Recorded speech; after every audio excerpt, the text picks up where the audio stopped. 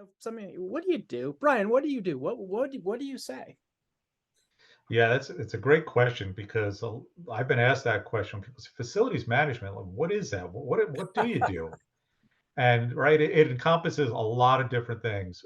So I usually try to give them the short answer that's easily digestible. Right, we work behind the scenes and provide an environment that is safe and comfortable for the patients. Right, so they have the best patient care experience we can afford to give them when they come to see us, and it includes a lot of different things. If we design a space, we want to make sure it's designed with evidence-based practices that provide that healing environment, and we ensure the lights stay on, that we have efficiencies.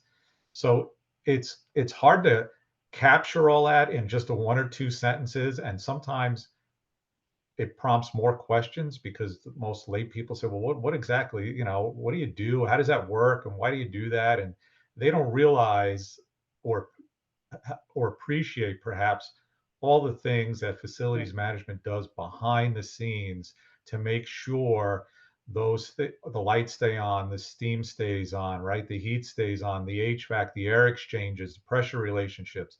It's a 24/7, 7 days a week, nobody sleeps type of job. So they just, you know, look at it more from the patient care perspective, Yeah. but there's a tremendous team in the background that keeps that engine going and keeps those things happening so they get the best patient care they can. Nice. Thank you.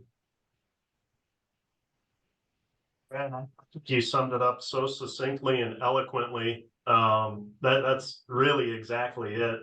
I just want to continue to emphasize that when people ask me, something that people don't think about all the time when we're looking at mechanical, electrical, plumbing systems is we are here to be sure that the patients and everybody else from the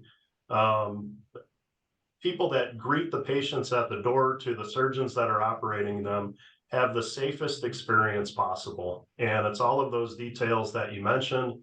And I think to take all of these technical things and translate that into patient safety really resonates with the hearts of the over 100 technicians that we have in Wisconsin.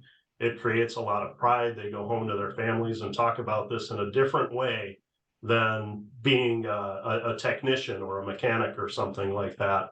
So I think that's really the heart and soul of all of this.